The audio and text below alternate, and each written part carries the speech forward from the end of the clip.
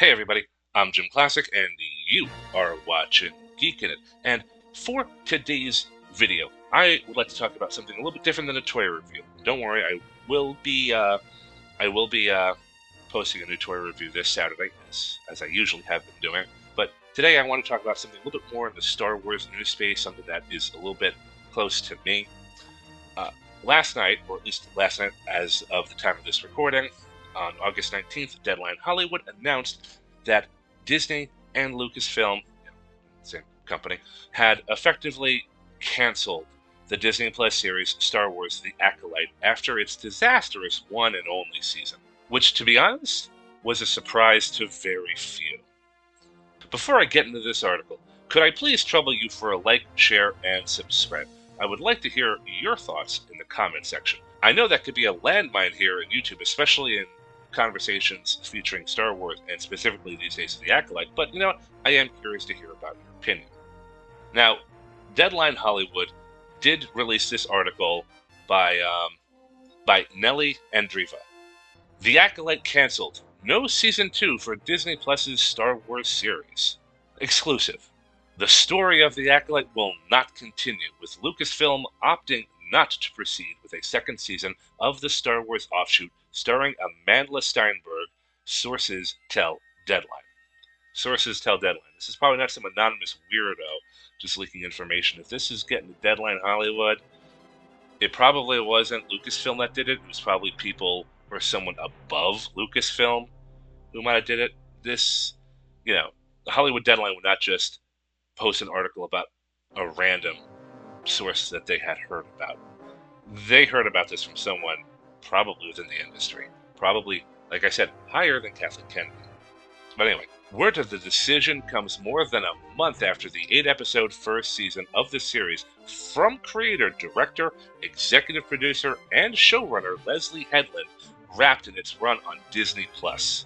Yeah, within a month. Within a month, Disney decided to just axe this show. I mean, it must have been that big of a failure. The Acolyte did okay with critics, with 78% on Rotten Tomatoes, but divided Star Wars fans, which was reflected in its overall viewership. Saying that Star Wars fans are divided is definitely a topic for discussion, and a topic worthy of discussion. But I would dare say that The Acolyte didn't necessarily divide Star Wars fans. It actually united a lot of them. If the show wasn't hated, it was group apathy. But whatever. Driven by interest into a venerable space franchise, The Acolyte got off to a strong start when it launched June 4th, with the 2 episodes generating 4.8 million views in its first day on the streamer to rank as the biggest series premiere on Disney Plus this year. But the biggest premiere on Disney Plus this year was like Echo and X-Men 97, and Echo came and went. I mean, I never even watched the show, and no one talked about that show. And X-Men 97, I actually legitimately loved that show. But so those are the only 2 shows that premiered on Disney Plus this year. That's not much, The tally rose to 11.1 million views globally after 5 days of streaming, corroborating Disney's data. The series made its debut on Nielsen's Top 10 Originals chart. Nielsen's Top 10 Originals chart in its premiere week at number 7. 488 million minutes viewed, climbing to number 6 of the following. So it made it almost halfway in the top 10. It started off in the bottom and kind of worked its way mid, which, if anyone has watched my videos on The Acolyte, mid is definitely a great way to describe the show. But The Acolyte could not sustain the momentum, dropping out of the top 10 in week 3 and stayed off before returning at number 10 after the release of the finale. 335 million minutes, believed to be the lowest for a Star Wars series finale. Week 3 of The Acolyte, was that the one with the bargain basement witches doing the failure of 1, the failure of 2, The failure of many. Was that episode? Week 3? Yeah. Gosh darn it. And then the series finale had the lowest views in streaming Star Wars history. That's bad. Nobody showed up for this show. Like fellow global streamers Netflix and Prime Video, Disney Plus has a high viewership threshold for renewing high-end, big-budget series that cost well above $100 million per season to make, which the Acolyte cost like $180 million for 8 episodes, and I could barely see where those $180 million even went. Like, one episode, they were just in the forest walking through the trees, and they killed a spider, a giant cicada spider thing, whatever it was. Not $180 million. In interviews, Headland had revealed that she had pitched her ideas for a second season, sharing her hopes for a renewal. Well, I guess she can stop, planning for that. Lucasfilm's first and most successful to date Disney Plus series, The Mandalorian, is carrying on, crossing over to features with the upcoming Mandalorian and Grogu. Ahsoka, the company's series that preceded The Acolyte, has been renewed for a second season, which I'm actually kind of okay for a second season of Ahsoka. I mean, Ahsoka is a decent character, and I thought the show was okay. I thought season 1 of Ahsoka was a heck of a lot more fun than the Acolyte series, so I'm hoping season 2 of Ahsoka goes well. I'm hoping it's better than season 1, but season 1 was an okay start, in my opinion. The Acolyte was a mystery thriller that took viewers into a galaxy of shadowy streets and etc., etc., etc. We all know the plot of the Acolyte at this point. Don't need to go into that, really. And then the article wraps up by talking about the cast of characters. And that's pretty much it. And that was pretty much the article. I mean, it was short and sweet, and it just described that, the show had some of the lowest viewings to date. And, there just wasn't any real solid interest in this show. This was probably a really smart decision made by Lucasfilm and Disney. After the strikes, after hemorrhaging fans, after fail after fail after fail in 2023, Disney cannot afford to fail anymore. Anything that's going to be a stinker has got to go. And I know the Acolyte has its fans, but I'm sorry, guys, there's just not enough of you to support the show. We know for a fact through the Nielsen ratings that the Acolyte had the lowest viewed hours of all the Disney Plus Star Wars finales. And for a final episode, for a season finale, that's when you want your audience to show up. And they just didn't. I mean, I showed up, but, just to do my due diligence, just to give the show its last chance to impress me. And it failed. It failed to impress me, for the most part.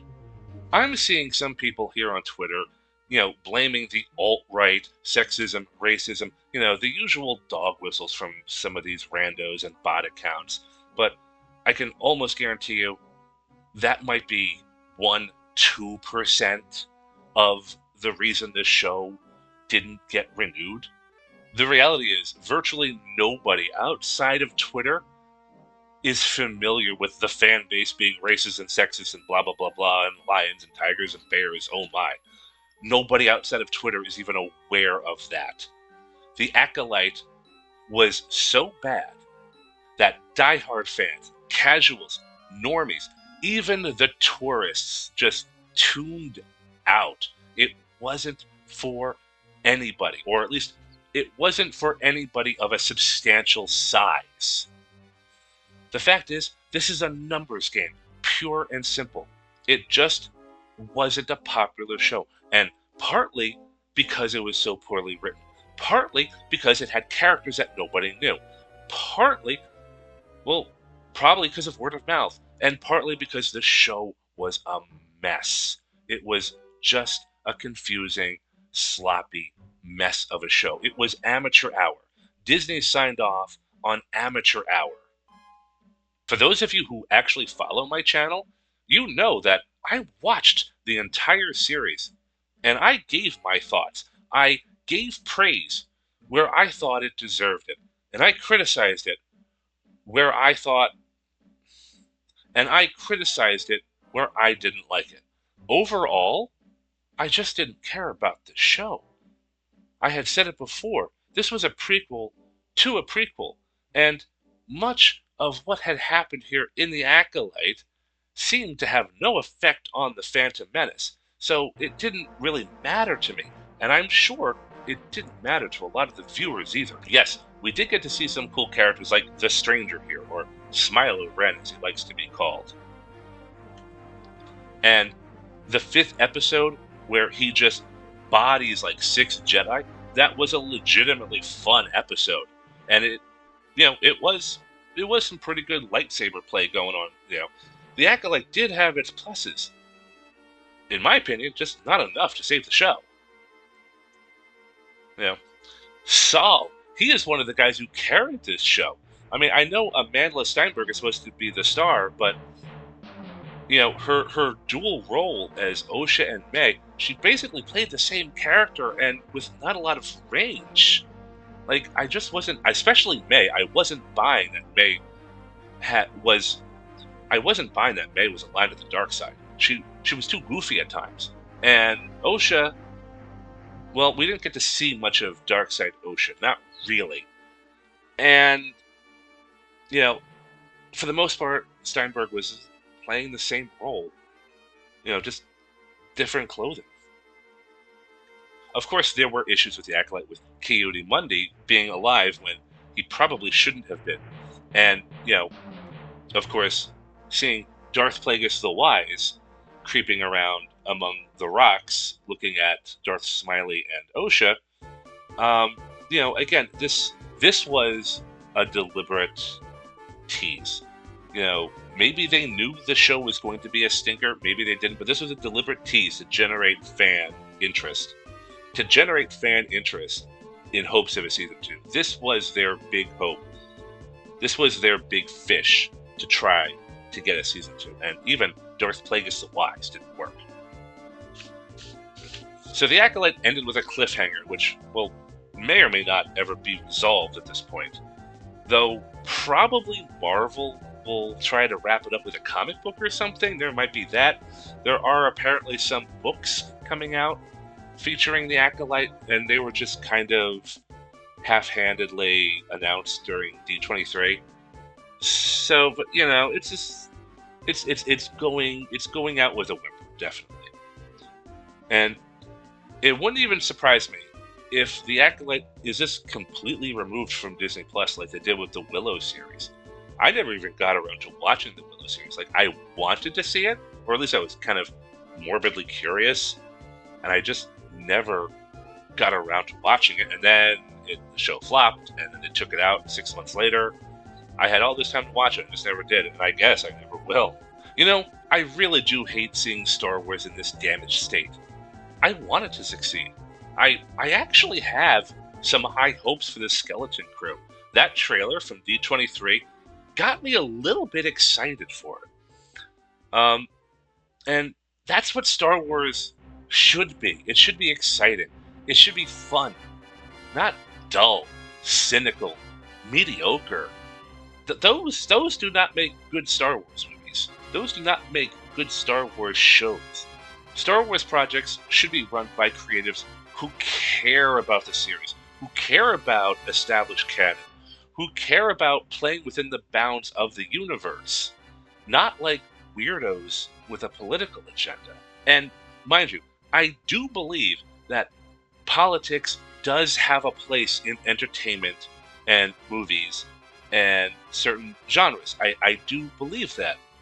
But the fun has got to come first. The message needs to be both allegorical and strategically sprinkled in between the moments of fun. It cannot overpower the fun, because then you're just preaching. Then your audience is going to lose interest. It's going to be another Acolyte, and the audiences are just going to tune out. That's the reality of it. Most people do not want to be preached to. You can learn the lesson through an allegory, subtly. not with a sledgehammer. That's not how it works. Also, you know what? Perhaps romanticizing the Sith and establishing the Jedi as a corrupt organization also probably wasn't such a great idea. Anyway, on a semi-related note, the rumor that's been circulating the internet for the past couple of weeks now about Lucasfilm president Kathleen Kennedy, how she is willing and wanting to retire after she's secured a major win for Star Wars, well, well, I see the cancellation of the Acolyte as a win. This is Disney and Lucasfilm smartening up. They are going to try to get rid of the garbage content that has cluttered them up and held them back. This is a wise decision. So maybe Lucasfilm learning from their mistakes, maybe finally listening to the voice of the fans and abandoning the Twitter fringe groups who weren't really supporting Star Wars to begin with. I consider a pivot to sanity such as that a win. Kathy, this is your chance. You're free. Run and don't look back. Anyway, I kid. Kathleen Kennedy will probably be there until the day that she can't, and then her AI robot will just likely take over the company for her. Anyway, I'm JimClassic. You have been watching Geekin' It, and I will see you next time. Take care, everybody.